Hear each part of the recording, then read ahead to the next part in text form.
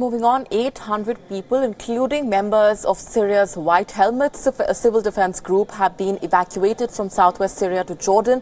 The Israeli military said that overnight it had completed a humanitarian effort to rescue members of the Syrian civil organization and their families due to an immediate threat to their lives, where Damascus's forces are advancing against the rebels. Security forces closed down the roads in the occupied Golan Heights on the Syrian frontier ahead of the evacuation operation. A Jordanian Foreign Ministry spokesman said the kingdom had allowed the United Nations to arrange the entry and passage of 800 Syrian civil defense workers.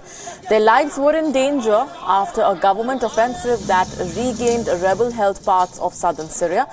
The Syrian civil defense is known by their distinctive white helmets. The group has operated a rescue service in rebel-held parts of Syria after aerial bombing of civilian areas. They are credited for saving thousands of lives.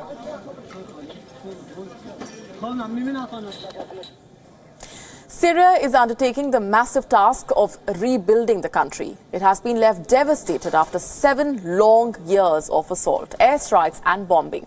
We now get you a report from Harasta, a town that was recaptured by the Syrian forces 4 months ago.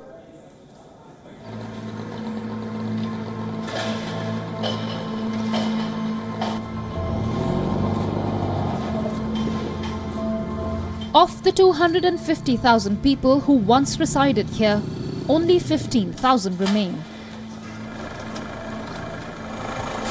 While some fled the town, others were killed. In Harasta, houses, industrial complexes and people have all been pulverized.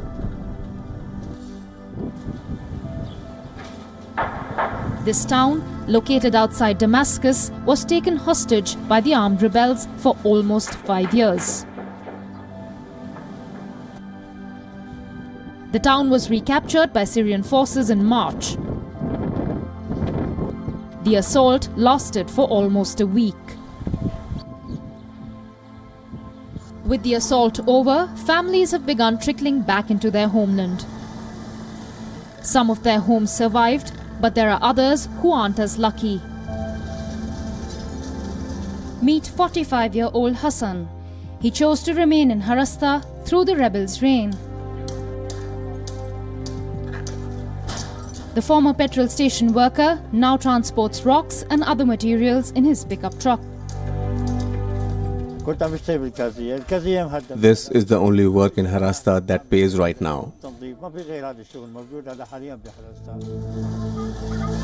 Most of the houses in this city have been reduced to their skeletons.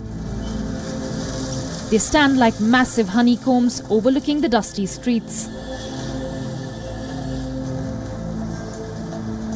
50-year-old Naman had fled to Altal in 2012.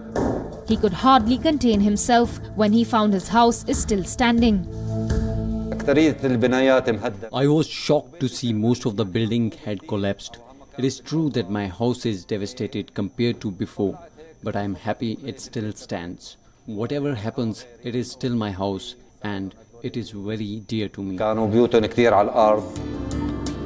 All the locals are now busy in trying to bring their city back to how it was. Demolition and reconstruction is on in full swing.